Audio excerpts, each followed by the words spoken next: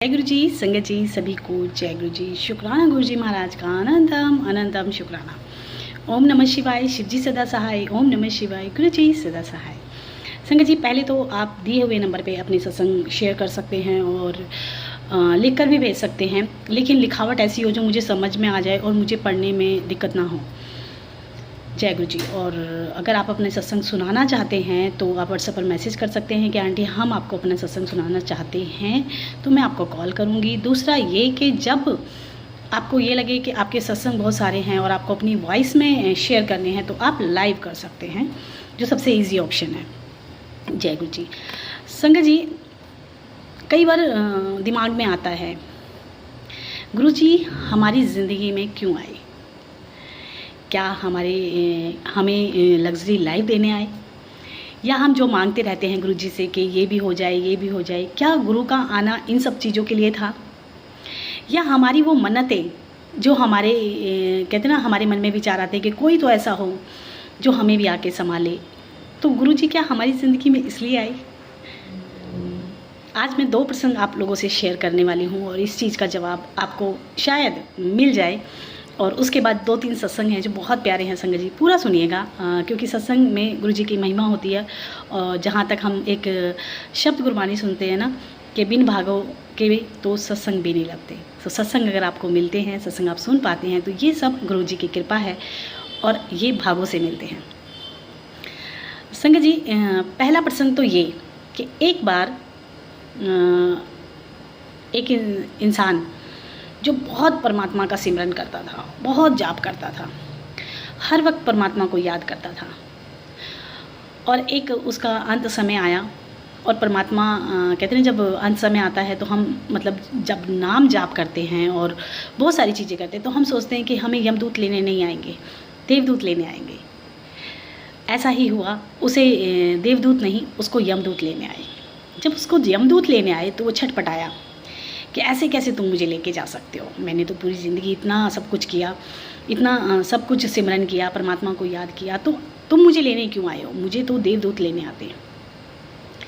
तो यमदूत बोले कि भाई इस बात का जवाब तो तुम्हें ऊपर जाके मिलेगा, हम नहीं दे सकते।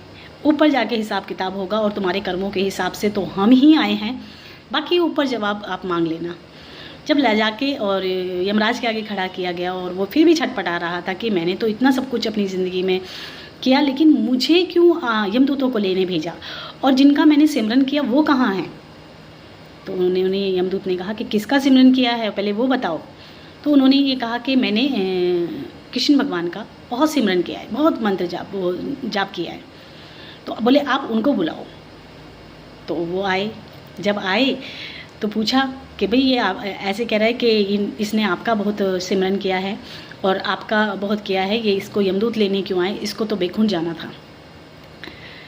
तो कृष्ण भगवान ने जो जवाब दिया वो ये कहा कि तूने नाम भी जाप किया, तूने मंत्र जाप भी किया, तूने सब कुछ किया, तूने सिमरन भी किया, लेकिन तूने गुरु नहीं बनाए, और बिना गुरु के मुझे कोई प्राप्त नहीं कर सकता। कि अगर तूने कोई गुरु बनाए होते, कोई गुरु धारण किए होते, तो गुरु वो रास्ता या वो सीढ़ियाँ हैं जिसके द्वारा तुम मुझ तक पहुँचते, तो तुमने तो कोई गुरु ही नहीं बनाया। तो संगत जी कहते ना, बिन गुरु गत नहीं और मत भी नहीं, और ऊपर जाके कहते ना गवाही, क्योंकि गुरु एक वो सीढ़ी होते हैं जिसके द्वारा वो परमात्मा से हमें जोड़ते हैं। दूसरा प्रसंग जो है, जैसा कि हम देखते हैं कि हर वो इंसान जो परमात्मा को पाना चाहता है, सबके गुरु होते हैं, और हमारे गुरु तो साक्षात शिव, साक्षात रब हैं। अभी प्रेमानंद जी की तरफ हम देखते हैं तो वो भी अपने गुरु जी से मिलने जाते हैं। कई बार मैंने वीडियोस देखी हैं कि वो अपने गुरु से मिलने जाते हैं।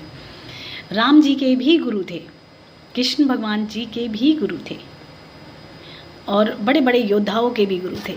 तो सबको कहते हैं ना, गुरु होना जीवन में परमात्मा को पाने का वो सीढ़ी है जिस पे वो हाथ पकड़ के आपको लेके चलते हैं। अगला जो प्रसंग है संगत जी, एक राजा जो बहुत कहते हैं ना मन से और धार्मिक है। अब रोज़ सभा लगती और सबसे पहले वो अपने गुरु की आरती करता, थाली लेता, सबसे पहले गुरु की आरती करता, फिर अपनी गद्दी पे विराजमान होता। और ये बातें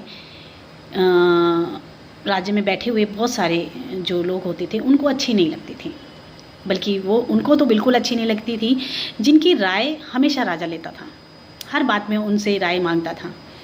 एक दिन उसमें से एक ज्योतिष उठकर खड़े हुए और उन्होंने बोले कि राजा, ये क्या बात हुई?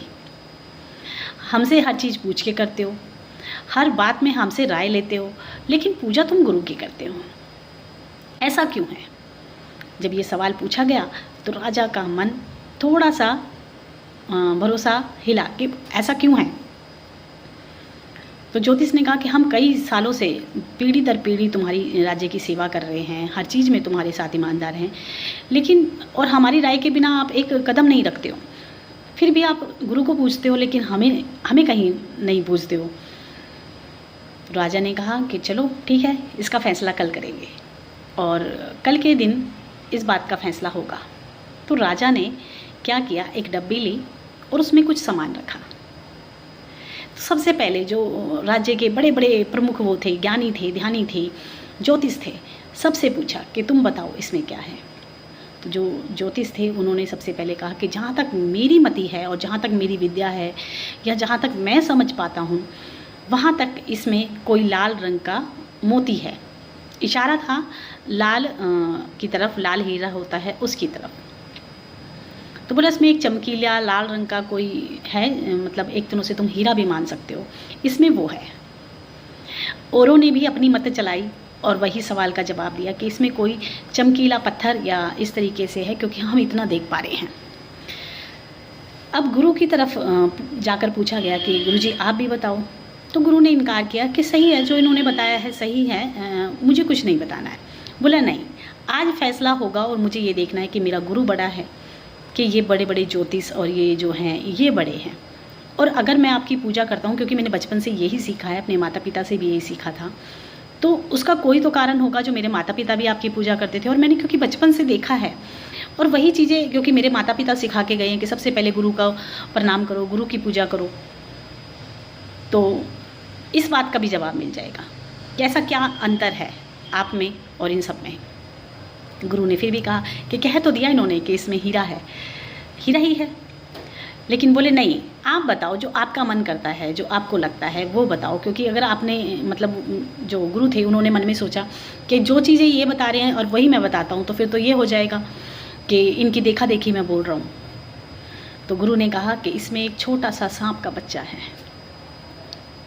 अब राजा हैरान, क्योंकि उसने जो रखा था वो हीरा ही था, और अब सब कहें कि राजा खोल के दिखाओ। अब राजा को ये लगे कि मेरे गुरु की बात झूठी हो जाएगी, क्योंकि गुरु ने तो इसमें सांप बताया है, छोटा सा सांप का बच्चा बताया, और रखा मैंने इसमें हीरा है। अब राजा संकोच करे उस डब्बी को खोलने में, और गुरु भी कहे कि खोलो, निसंकोच खोलो, जो भी है खोल के देखो। और राजा ने क्योंकि इसमें हीरा रखा था, तो राजा को कहीं ना कहीं बड़ा भयभीत होकर, परेशान होकर ये विचार करना पड़ा था कि मैं खोलूँ कि नहीं खोलूँ। लेकिन गुरु के कहने पर, कई बार कहने पर, उसने जब डब्बी खोली तो उसमें एक छोटा सांप का बच्चा निकला, जो कि राजा देखकर हैरान था कि ऐसा कैसे। अब राजा ने कहा कि मैंने जब रखा था तो इसमें लाल हीरा ही था, लेकिन ये सांप का बच्चा बन गया। तो गुरु ने कहा कि ज्योतिष सिर्फ बता सकते हैं, गुरु जो बदल सकता है। गुरु में इतनी सामर्थ्य है कि तुम्हारे में लिखे हुए भाग्य में लिखी हुई चीज़ों को बदलने की सामर्थ्य रखते हैं। तुम्हारे जीवन में आने वाली विपत्तियों की परेशानियों का मुख मोड़ देते हैं और वो बदलाव ला सकते हैं। ये क्षमता सिर्फ और सिर्फ गुरु और परमात्मा में है, जबकि ज्योतिष सिर्फ हमें बताते हैं कि ये होने वाला है, ये होने वाला है, लेकिन बदलने की क्षमता उनमें नहीं होती। वो क्षमता सिर्फ और सिर्फ महाराज में, हमारे गुरुजी में है। गुरुजी पहले से पहले चीज़ों को बता देते हैं। बहुत सारे मैसेज आते हैं, बहुत सारे हम लोगों के पास टेलीपैथी होती है, बहुत सारी चीज़ें होती हैं। जब मैं अपनी ज़िंदगी में परेशान थी तो गुरुजी के मैसेज आते कि मैं सब कुछ बदल दूँगा। और तो और हस्बैंड के लिए एक मैसेज मोस्टली आता था कि सूरज की गर्मी नहीं रहती, इसकी भी नहीं रहेगी। और मैं कहती थी कि गुरुजी के इसका गुस्सा तो शांत होना ही नहीं है। गुरुजी ने किया, क्योंकि जो चीज़ इम्पॉसिबल होती है गुरुजी उसी को पॉसिबल करके दिखाते हैं, क्योंकि उनको बदलाव करना है हमारी ज़िंदगी में। हमारे जीवन में गुरु का आना मतलब वो कर्म वो भाग्य में लिखी हुई चीज़ें जो इस जन्म से लेकर 10 जन्मों तक नहीं बदलनी थी, जो हमें भोग भोग के इस जन्म में भी मरना था और आगे 7 जन्मों तक भोगना था, गुरु उन चीज़ों को बदल देता है।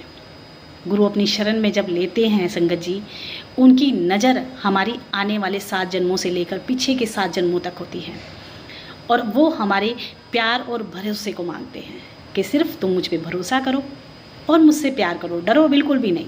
जब हम डरते हैं, भरोसा नहीं करते हैं और हर आने वाली परेशानी से हमारा मन बेचैन हो जाता है, तो कहीं ना कहीं हम गुरु से एक सीढ़ी पीछे हो जाते हैं, क्योंकि हमारा भरोसा डोल रहा होता है।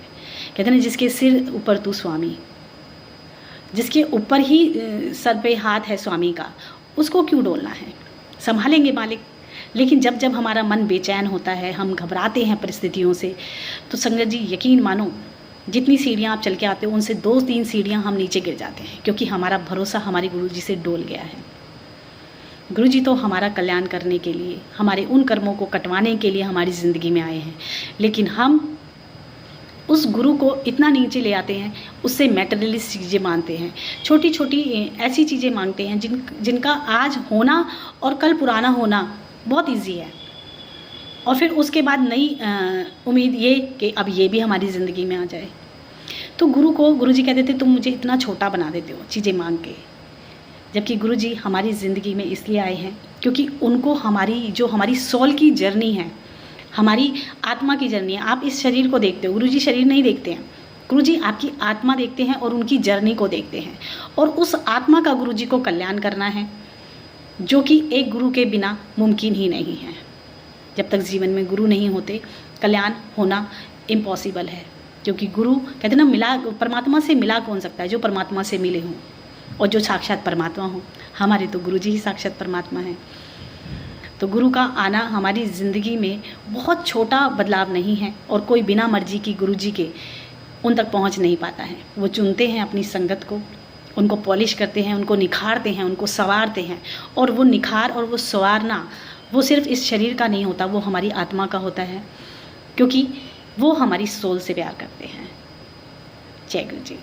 संगत जी, एक सत्संग एक आंटी का वो बताती हैं कि मैं गुरुजी से बहुत सारे सवाल करती हूँ, बहुत सारे मेरे मन में वो होती हैं कि गुरुजी आप ड्रीम में नहीं आते हो, और गुरुजी उनके सपने में आए, और एक अंकल जो बहुत सत्संग में बहुत सारे स्वरूप लेके बैठे हैं, और उसमें गणेश जी के, लक्ष्मी के, सब तरह तरह के भगवान के, और उसमें एक स्वरूप येलो चोले में गुरुजी का भी है। तो आंटी देख रही हैं कि गुरुजी का स्वरूप है, और वो अंकल सबको बांट रहे हैं तरह तरह के स्वरूप कि किसको ये चाहिए, लक्ष्मी जी का चाहिए, किसको ये चाहिए, किसी को ये चाहिए, ऐसे करके वो पूछ रहे हैं। तो आंटी उठ के आती हैं कि मुझे किसी और का स्वरूप नहीं चाहिए, मुझे सिर्फ मैं गुरुजी की संगत हूँ, मुझे गुरुजी का स्वरूप चाहिए। और वो अंकल गुरुजी को, मतलब काफ़ी बड़ा स्वरूप था, और वो अंकल आंटी को वो स्वरूप दे देते हैं सपने में। तो बोली, आंटी बोलती हैं कि गुरुजी ने मेरा टेस्ट लिया था सपने में भी कि मैं गुरुजी को चुनती हूँ या मैं और किसी को चुनती हूँ, लेकिन मुझे गुरुजी ने सपने में भी पास कराया मेरे टेस्ट में, और मैंने गुरुजी को चुना। एक आंटी का सत्संग और मैं आप लोगों के साथ शेयर करने वाली हूँ। संगत जी, एक आंटी जिनको 15 दिन में 12 दिन में पीरियड हो जाते थे, और वो इस परेशानी से बहुत परेशान थी। धीरे धीरे उन्होंने डॉक्टर से राय लेने की सोची कि इतनी जल्दी होना पीरियड सही नहीं है, तो वो डॉक्टर के गई। जब डॉक्टर ने उनके अल्ट्रासाउंड किए और टेस्ट किए, तो उन्होंने कहा कि पेट में उसमें रसोली है, इन्फेक्शन है, और भी कुछ चीज़ें उन्होंने बताई, और उन्होंने कुछ दवाइयाँ दी। दवाई देने के बाद आंटी ने थोड़े समय तक दवाई खाई। उसके बाद वो इतनी परेशान हो गई कि वो रुक नहीं थी उनकी, मतलब फिर वही 10-12 दिन में। तो उन्होंने दूसरे उसी डॉक्टर के पास गई, उन्होंने कुछ टेस्ट कराए, और उन्होंने कहा कि सर्जरी होगी, ऑपरेशन होगा, ऑपरेशन के अलावा कोई इलाज नहीं है। आंटी ने सेकंड ओपिनियन लेना बेहतर समझा, और वो दूसरे डॉक्टर के पास गई। उन्होंने भी जितने भी टेस्ट थे वो सारे टेस्ट कराए, और टेस्ट कराने के बाद कहा कि इमीडिएटली, मतलब तुरंत के तुरंत तुम्हें सर्जरी करानी पड़ेगी, क्योंकि रसोली है और काफ़ी चीज़ें हैं उनके पेट में जो दिक्कत दे रही हैं। तो बोले सर्जरी करानी ही पड़ेगी। आंटी हॉस्पिटल से निकलकर रो के उनका बुरा हाल था, क्योंकि वो सर्जरी नहीं चाहती थी, और वो चाहती थी कि मैं ऐसे ही बिना सर्जरी के ठीक हो जाऊँ। आंटी रो ही रही थी, और उन्होंने रोते रोते, उनकी फ्रेंड थी एक साथ में, उन्होंने अपने अंकल को फ़ोन किया। अंकल बोले हम दूसरे डॉक्टर को दिखाएंगे, आप आ जाओ, हम दूसरे डॉक्टर के चलेंगे। ऐसे कैसे? तो आंटी बताती हैं कि जब मैंने गुरुजी से कहा कि गुरुजी मेरा ऑपरेशन नहीं होना चाहिए, आप चाहे जो भी करो लेकिन ऑपरेशन नहीं होना चाहिए, उस बीच में आंटी सॉरी जल प्रसाद लगाती हैं अपने पेट पे, चंदन तिलक लगाती। और थोड़े समय के बाद जब वो दूसरे डॉक्टर के गए, उन्होंने टेस्ट किए, तो उन्होंने कहा कि ऐसा कुछ मुझे नज़र नहीं आ रहा है कि आपका ऑपरेशन हो, मुझे रसोली नहीं नज़र आ रही है, सिर्फ इन्फेक्शन है और वो दवाइयों से चला जाएगा। तो संगत जी, रिपोर्टें बदलने की तो हम हमेशा ही सुनते हैं, लेकिन जब संगत के साथ होता है, ऐसी चीज़ें होती हैं, तो हमारा भरोसा गुरुजी के प्रति और बढ़ जाता है कि गुरुजी हमारे अंग संग सहाय हैं। और जब हम मन से पुकारते हैं तो वो रिपोर्टें बदलने के साथ साथ हमारे शरीर के अंदर की जो बीमारियाँ होती हैं उनको भी ख़त्म कर देते हैं। एक बार एक आंटी, बहुत प्यारा सत्संग है संगत जी, गुरुजी उस टाइम पे कॉलेज में पढ़ते थे और जो प्रोफेसर थे उनका, जिन आंटी का मैं सत्संग सुना रही हूँ आपके, उनके हस्बैंड प्रोफेसर थे और गुरुजी के कॉलेज में वो पढ़ाने जाते थे। नए नए उनका वहाँ पे लगा था, मतलब पढ़ाने का, और वो जाते थे। तो एक दिन दो लड़के बैठकर बातें कर रहे थे। प्रोफेसर की नज़र उन पे गई और उन्होंने कहा कि बातें करनी है तो बाहर जाके करो, यहाँ आके बातें ना करा करो, और बच्चे भी डिस्टर्ब होते हैं, इससे तुम्हारा पढ़ने में ध्यान नहीं होता है, तो तुम अवॉइड कर सकते हो, बाहर निकल के बातें कर सकते हो। तो जब वो प्रोफेसर निकले तो गुरुजी, दूसरे लड़के गुरुजी थे। अब गुरुजी ने जाके उससे कहा प्रोफेसर से कि तू मेरे से ना क्लास में सवाल ना पूछना, क्योंकि मैं तो जवाब नहीं दूंगा, और मैं जवाब नहीं दूंगा तो तू कहेगा मेरी इंसल्ट हो गई, तुम्हारी इंसल्ट हो जानी है, क्योंकि मैं जवाब नहीं देने वाला। इस तरीके से पहली बार प्रोफेसर अंकल को गुरुजी से मुलाकात हुई और उन्होंने ऑफिस में जाके गुरुजी की शिकायत की। जब नाम लिया गया, मैं नाम नहीं लेती हूँ गुरुजी का, मुझे माफ़ करना, और उन्होंने कहा कि ऐसे ऐसे एक लड़का है और उसने मुझे ये जवाब दिया। तो जो ऑफिस में जो बैठे थे उन्होंने ये कहा कि वो लड़का ऐसा ही है, भगवान में श्रद्धा है उसकी, उसको आप नहीं छेड़ो, उसका पढ़ने वढ़ने में ध्यान नहीं है, वो बैरागी है, आप उसको उसके हाल पे छेड़ो, उसको ज़्यादा मतलब फोर्स नहीं करना। तो अंकल गुरुजी के प्रति मतलब प्रभावित होना शुरू हुआ और इस तरह धीरे धीरे अंकल की ज़िंदगी में गुरुजी आए। एक बार आंटी गुरुजी के पास गई थी और उनकी बेटी का ना फीवर नहीं उतर रहा था, जो जा ही नहीं रहा था, और गुरुजी का स्टेथोस्कोप था स्पून, गुरुजी उसी से हमेशा लगा के बीमारियां बताते थे कि ये बीमारी है। तो बेटी का बुखार नहीं उतर रहा था, बड़े परेशान थे। गुरुजी के पास जब गए तो गुरुजी ने कहा कुछ नहीं होना, ठीक हो जाएगी। गुरुजी ने उस बेटी के चम्मच लगाई और गुरुजी ने उनसे कहा कि 5 हरी मिर्च लेके आना, और ये जो अनामिका उंगली होती है इसके चारों तरफ ऐसे लगा के पट्टी से बांध देना।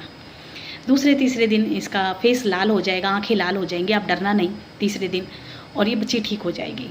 बोली हमें नहीं पता बच्ची के क्या था, कितनी बड़ी बीमारी थी, लेकिन ऐसा ही हुआ कि हमने वो हरी मिर्च बांधी और बेटी का बुखार उतर गया। तीसरे दिन उसकी आंखें और उसका फेस एकदम रेड हो गया। वो क्या था क्या नहीं था वो गुरुजी जाने, लेकिन हमारी बेटी ठीक हो गई। संगत जी, गुरुजी हम लोगों का वाकई ही कल्याण करने आए हैं, और कल्याण कराना कुछ हद तक हमारे हाथ में भी है, अगर हम उन पे भरोसा करते हैं। हम अपने जीवन की बागडोर उनके हाथों में दे देते हैं। डॉक्टर जो होते हैं ना संगत जी, डॉक्टर को भी आप एक बार जाओ और दोबारा जाके कहो कि अब हम दूसरे डॉक्टर को दिखाएंगे, फिर तीसरी बार फिर उसी डॉक्टर के जाओ, फिर कहो नहीं हमें तुम पे विश्वास नहीं है, तो डॉक्टर भी आपको दफ़ा कर देगा कि जाओ, आना ही नहीं आगे से। तो हमारे डॉक्टर भी गुरुजी हैं, और बस हमें उन्हीं के भरोसे रहना है, बार बार उनसे हाथ छुड़ा के उधर उधर भागना नहीं है, बार बार मन को कहते ना पजल नहीं करना है कि हमारा काम होगा कि नहीं होगा। काम होना ना होना वो अलग चीज़ है, लेकिन गुरुजी पे भरोसा बनाए रखना कुछ हद तक हमारे हाथ में है। हमें डोलना नहीं है, घबराना नहीं है, हमारे मालिक हमारे साथ हैं और हमेशा अंग संग सहाय हैं।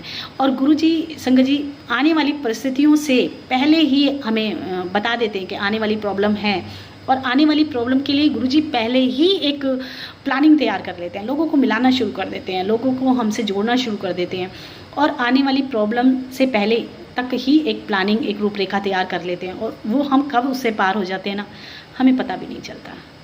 तो गुरुजी पे भरोसा बनाए रखें, गुरुजी हमेशा हमेशा हमारे अंग संग हैं। आज के लिए इतना ही संगत जी। जय गुरुजी, शुक्राना गुरुजी।